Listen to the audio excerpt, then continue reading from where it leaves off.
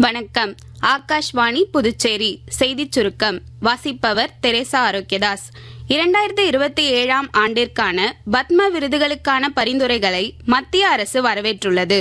அடுத்த ஆண்டு குடியரசு தினத்தன்று பத்ம விருதுகள் அறிவிக்கப்படும் என்று மத்திய உள்துறை அமைச்சகம் ஒரு அறிக்கையில் தெரிவித்துள்ளது.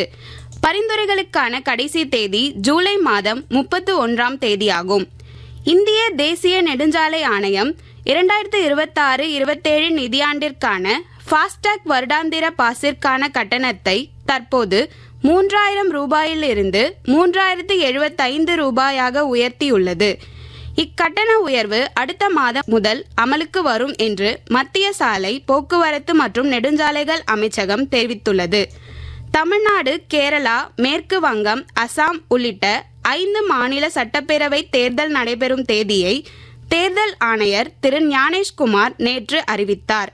அதன்படி புதுச்சேரியில் சட்டப்பேரவை தேர்தல் ஏப்ரல் 9ஆம் தேதி நடைபெறும் என்றும் வாக்கு எண்ணிக்கை மே 4ஆம் தேதி தொடக்கப்படும் என்றும் அவர் கூறினார். புதுச்சேரியில் இன்று முதல் சட்டப்பேரவை தேர்தலுக்கான வேட்புமனு தாக்கல் துவங்கும் என்று புதுச்சேரி தலைமை தேர்தல் அதிகாரி திரு ஜவஹர் தெரிவித்துள்ளார். புதுச்சேரியில் நேற்று செய்தியாளர்களிடம் பேசிய அவர், வேட்புமனு தாக்கல் செய்ய வரும் 23ஆம் தேதி கடைசி நாள் என்றும் வேட்புமனுக்கள் மீதான பரிசீலனை வரும் 24ஆம் தேதி நடைபெறும் என்றும் 26ஆம் தேதி வேட்புமனுக்களை திரும்பப் பெற கடைசி தினம் என்றும் அவர் தெரிவித்துள்ளார்.